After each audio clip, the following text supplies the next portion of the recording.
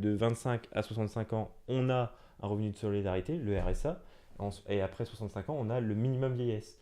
Et pour la jeunesse, on n'a rien. Attends, pause. C'est quoi le Crime Média? On est une équipe qui vous propose du contenu vidéo respectant 3 piliers: le débat, l'ouverture d'esprit et la pluralité des opinions. Notre but, faire réfléchir et permettre la libre circulation des idées. Bonne vidéo. Bonjour à tous, on se retrouve aujourd'hui pour un nouvel épisode de cette série consacrée au rôle de l'homme politique. Nous sommes avec Rémi Cardon. Bonjour. Bonjour Rémi Cardon. Vous avez exercé plusieurs fonctions politiques depuis plusieurs années. Vous avez été conseiller municipal, secrétaire fédéral du Parti socialiste dans la Somme et vous êtes désormais sénateur. Ma question sera donc la première question classique de cette interview. Quel est selon vous le rôle de l'homme politique? Le rôle de l'homme politique, c'est de représenter celles et ceux qui le font élire, donc au mieux, en fonction des orientations politiques. C'est celui aussi de faciliter parfois des projets du territoire, puis aussi on construit la loi avec les différents groupes politiques. Alors nous, on est dans l'opposition, mais Oui, justement, vous avez donc été élu par des grands électeurs, donc par un suffrage indirect. Est-ce que ce sont ces grands électeurs-là que vous représentez ou qui est-ce que vous représentez au final? moi, je suis du coup sénateur, je suis représentant des collectivités, des grands électeurs, des élus, et puis on représente aussi les Français, puisqu'on conçoit la loi. Donc il y a aussi l'Assemblée, le Sénat, il y a la navette parlementaire qui se monte, et le Sénat a une importance parce que c'est aujourd'hui le seul contre-pouvoir à la politique du gouvernement. On a quand même aussi la chance de pouvoir contrôler ce que fait le gouvernement avec des commissions d'enquête. Donc c'est quand même une lourde responsabilité d'être le seul contre-pouvoir au gouvernement, parce que la difficulté aujourd'hui à l'Assemblée, c'est qu'il y a quasiment 300 députés de la majorité, donc c'est difficile de, de- bah, de- d'être dans l'opposition à l'Assemblée, je suppose. Là, au Sénat, on a quand même une chance de pouvoir contrôler et de parfois modifier la loi dans le bon sens. Et peut-être justement parce que c'est un suffrage indirect, l'élection des sénateurs et le Sénat, de manière générale, est peut-être moins connu des citoyens. On apprend aussi à l'école primaire que dans la navette législative que vous mentionnez entre l'Assemblée et le Sénat dans la constitution de la loi, c'est l'Assemblée nationale qui peut avoir le dernier mot sur le Sénat. Est-ce que le rôle d'opposition du Sénat a quand même une vraie importance? Vous le sentez profondément? Ah bah oui, il y a beaucoup de sujets. D'ailleurs, une commission d'enquête qui est très connue maintenant, la commission d'enquête l'affaire Benalla, celle sur le Covid-19. Il y a quand même des commissions d'enquête qui permettent de faire ressortir des choses. Là, il y a aussi en grande réflexion sur Hercule, sur EDF et Veolia. Enfin, il y a des sujets qui sont en train de se construire. Et c'est vrai qu'on a l'opportunité voilà, d'analyser en profondeur les sujets, puisqu'on a, si je regarde de près, quand même, on a plus de temps par rapport à un député pour étudier la loi. C'est là où le sénateur, on le, on l'appelle le sage, et il a plus de temps pour étudier la loi. Bon, moi, je trouvais que c'était important, et puis surtout parce que on a aussi une représentativité un peu différente. On ne représente pas les habitants, les électeurs, on représente les grands électeurs. Et donc, il y a la richesse, enfin, ce que j'ai ressenti dans le Sénat, c'est la richesse d'élus locaux euh, de plusieurs horizons. Il y a des anciens agriculteurs, il y a des anciens éleveurs, il y a vraiment tous les profils inimaginables. Et puis on sent, c'est pour ça qu'on dit que c'est l'assemblée des territoires, on sent les territoires dans cette assemblée. Et alors justement, en parlant de territoire, on a parfois, on parle beaucoup de défiance envers la politique, envers le Parlement y compris. Mhm. Et on l'a vu avec la crise des Gilets jaunes, il y a beaucoup de personnes qui se sont senties peut-être trop marginalisées, des personnes qui sont venues des territoires dans des plus grandes métropoles françaises. Est-ce que ces territoires sont mal représentés? Est-ce qu'il faudrait peut-être imaginer un Parlement qui serait décentralisé, qui ne serait pas parisien, comme on a une partie du Parlement européen à Strasbourg par exemple? C'est une très bonne question. Et je pensais que, figurez-vous, il y avait un projet de loi qui s'appelait 3D et puis après 4D. Donc avec les D, c'est décentralisation, différenciation, enfin il y en a plusieurs. Et ce projet de loi devait justement travailler sur la décentralisation et comment les territoires vont reprendre un peu le pouvoir au sens, puisque la France, c'est pas que Paris et l'Île-de-France, la France, c'est essentiellement un pays plutôt rural, si on regarde bien la carte de la France. Et en tout cas, moi j'attendais beaucoup de ce projet de loi qui va être enterré en fait, puisqu'on n'aura pas le temps d'un point de vue législatif au vu des prochaines échéances des présidentielles. Et le Et les gouvernement n'est pas le seul à avoir l'initiative législative de ce point de Alors, vue-là. on pourrait monter effectivement des projets de loi. Moi, j'avais plutôt monté une proposition de loi, je ne sais pas si vous vous souvenez, sur l'extension du RSA pour les moins de 25 ans, parce que ça me semblait pertinent aujourd'hui d'envoyer un vrai message à la jeunesse qui n'a aucun revenu de solidarité. La catégorie d'âge, 18-25, qui n'a aucun revenu de solidarité. C'est-à-dire que de 25 à 65 ans, on a un revenu de solidarité, le RSA, et après 65 ans, on a le minimum vieillesse. Et pour la jeunesse, on n'a rien. Voilà.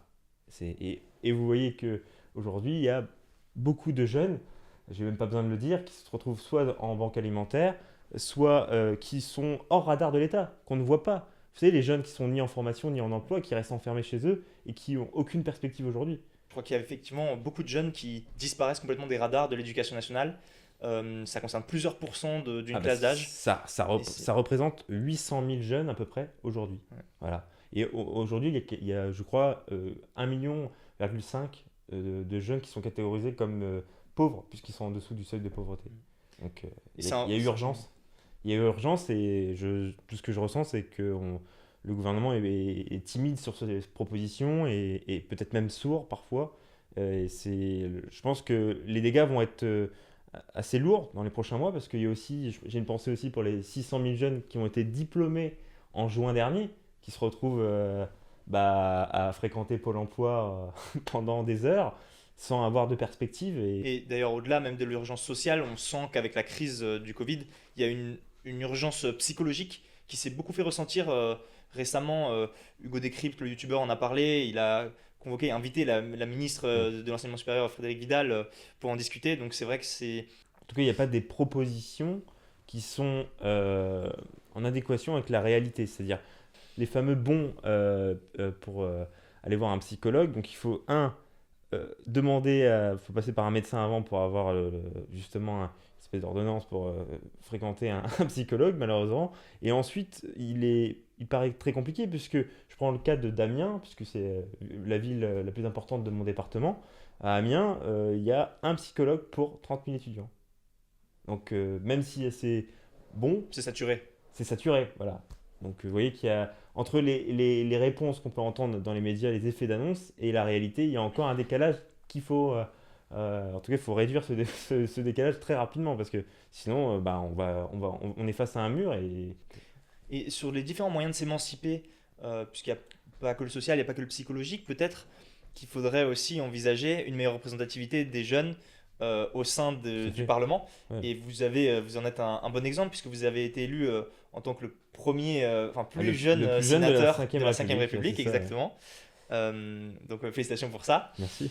Le Sénat, ça a une image parfois un petit peu vieillotte, parce qu'on a un âge médian qui est assez élevé, qui est à 60 ans, 61, voilà, ouais, je crois.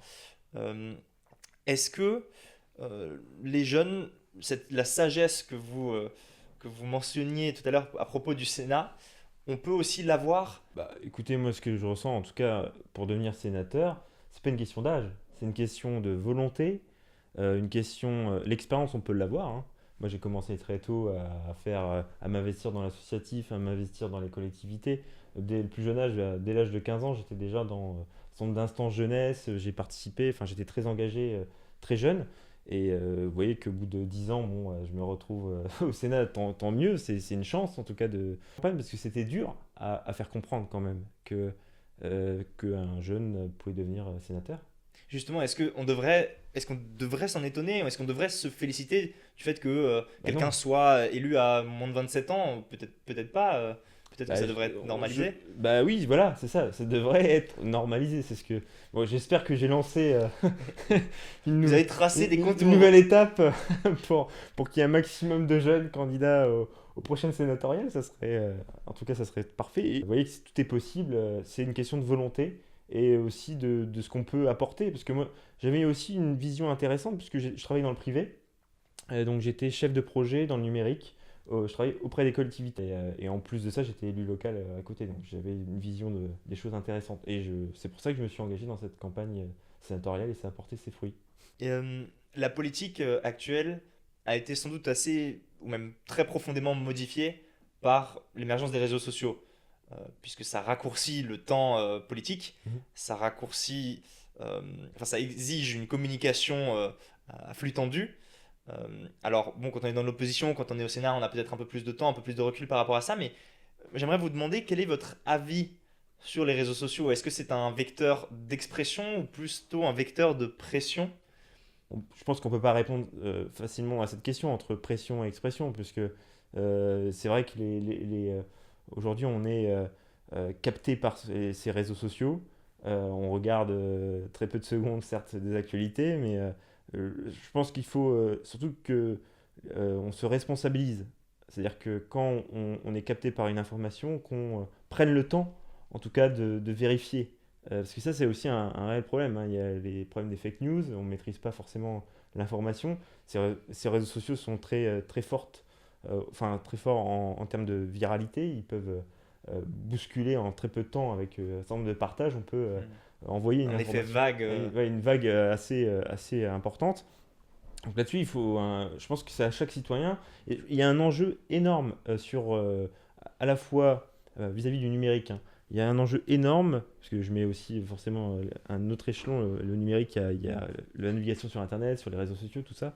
Mais il y a un enjeu énorme pour l'éducation nationale et pour l'éducation populaire, parce que c'est vraiment important. C'est un sujet qui, demain, aura encore plus de répercussions. Aujourd'hui, ça prend une proportion énorme, hein. Il y a quand même des gens qui ont une série d'abonnés, ils ont une vraie communauté en tout cas derrière eux. Et On essaye. en tout cas, vous essayez, je suppose, mais c'est important. Et si vous êtes aussi là pour, je pense, sensibiliser sur des sujets comme là, bon, on en discute un peu de politique, mais c'est hyper important. Et justement, je trouve que et vous le faites très bien avec le crayon, si je Ah, comprends bien. merci. Ouais, c'est vrai qu'il y a une fracture numérique qui est importante en France. Il y a, je crois, quasiment 2000 communes qui ont toujours aucun réseau absolument. Alors, c'est certes peut-être des très petits villages, mais il y a pas mal de fractures effectivement de ce côté-là. Et c'était un des problèmes aussi qui avait émergé au niveau de la crise des Gilets jaunes, si je me Mhm. souviens bien. Peut-être pour reparler de liberté d'expression, il y a eu récemment une application qui a été supprimée qui s'appelait l'application Parlor, qui était un réseau social euh, quasiment sans modération au niveau des idées exprimées et qui donc a attiré notamment des idées très à droite ou très radicales et ça a été censuré par l'App Store, le Play Store de Google. Est-ce que vous, ça vous inspire quelque chose? Est-ce que vous avez un rapport particulier à la liberté d'expression en France ou de manière générale? Si vous voulez, moi, c'est là où je pense qu'il faut parfois de la modération. Attention, quand je dis ça, c'est modération au sens, on peut pas accepter tout. Les propos haineux, et des choses qui sont très virulentes, n'ont rien à faire, en tout cas sur les réseaux sociaux.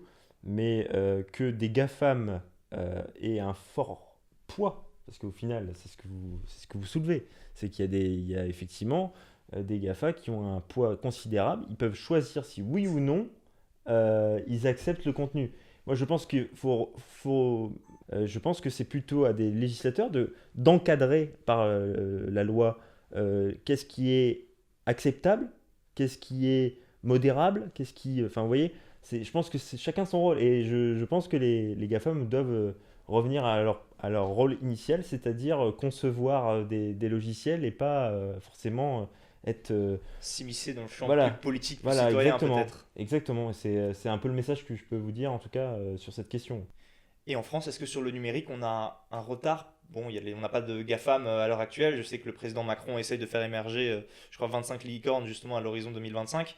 Des licornes qui sont des startups, des entreprises Mhm. innovantes valorisées à plus d'1 milliard de dollars. Vous avez un avis du coup sur l'état du numérique en France et sur les politiques et le développement, le business Bah, ce qu'on ressent, c'est que la France est ultra connectée. On est qu'à 85% des Français sont connectés, voire 90 même.